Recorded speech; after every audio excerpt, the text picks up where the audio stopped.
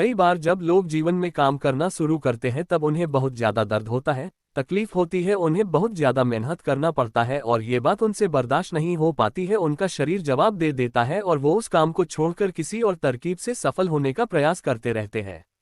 लेकिन याद रखिएगा, इस प्रकार से कोई भी व्यक्ति जीवन में सफल नहीं हो पाता है। याद रखिएगा कि सफलता का मार्ग मेहनत, दर्द और तकलीफ से होकर गुजरेगा और यह आपको सहना ही पड़ेगा, तो इसके लिए आप हमेशा तैयार रहिए। तो चलिए इस बात को एक कहानी के माध्यम से समझते हैं।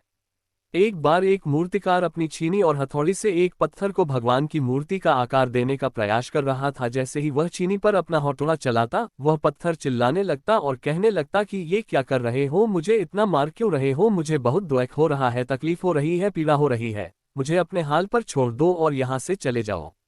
मूर्तिकार ने उस पत्थर से कहा, मुझे बहुत अच्छे से पता है कि तुम्हें बहुत ज्यादा दर्द हो रहा है, तकलीफ हो रही है और तुम बहुत ही ज्यादा पीड़ा में हो, लेकिन यदि आज तुमने इस दर्द को नहीं सहा, इस तकलीफ को नहीं सहा, तो जीवन भर तुम यही इसी प्रकार से पड़े रहोगे।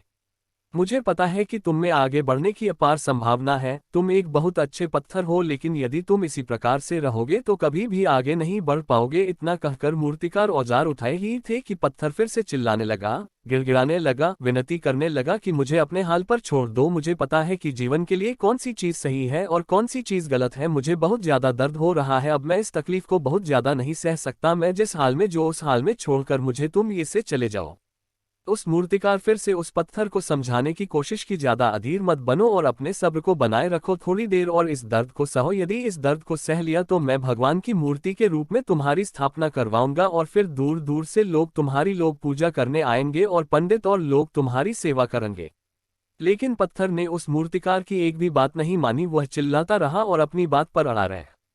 मूर्तिकार में उस पत्थर को समझाने की बहुत कोशिश की, लेकिन वो पत्थर नहीं माना। अब मूर्तिकार भी थक चुका था और वह उस पत्थर को छोड़कर आगे बढ़ गया और थोड़ी ही दूर जाकर देखा कि एक और बहुत ही अच्छा पत्थर वह पड़ा हुआ है। उसने छीनी और हथौड़ी उठाए और उस पत्थर को मूर्ति बनाने के लिए वो तैयार हो गया।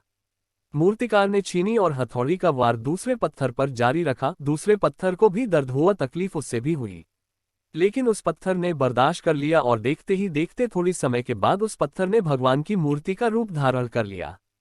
थोड़ी दिन बाद उस मूर्ति की एक मंदिर में स्थापना हो गई। धीरे धीरे करके लोग वह पूजा पाठ करने आने लगे, लोगों की मन्नतें वहां से पूरी होने लगी और वह मंदिर बहुत ही ज्यादा प्रसिद्ध हो गया।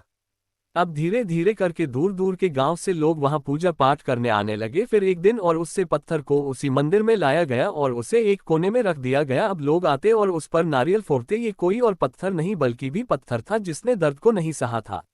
अब वो पत्थर मन ही मन बहुत ज्यादा पछता रहा था, दुखी हो रहा था और अपने आप से कह रहा था कि काश मैंने उस दिन उस दर्द को, उस तकलीफ को सह लिया होता तो आज लोग मेरी भी पूजा करते। इसलिए आप भी अपने जीवन में हमेशा याद रखिएगा कि जब भी आप अपने करियर की शुरुआत में किसी काम को कर रहे हो, पढ़ाई कर रहे हो या कोई भी काम कर रहे हो और उसमें आपको दर्द हो रहा है, तकलीफ हो रही है, ज्यादा मेहनत करना पड़ रहा है, तो आप रुकिएगा मत, किसी और रास्ते की शुरुआत मत करिएगा, क्योंकि कोई और रास्ता आपको सफलता नहीं दे सकता है। आपको उस दर्द को, उस तकलीफ को सहना ही होगा और उस दर्द को, उस तकलीफ को सहकर आप ज्यादा मजबूत बनेंगे और तभी आप अपने जीवन में आगे बढ़ पाएंगे। और जीवन में हमेशा याद रखिएगा कि आपको पहले पत्थर की तरह नहीं बल्कि दूसरे पत्थर की तरह बनना है।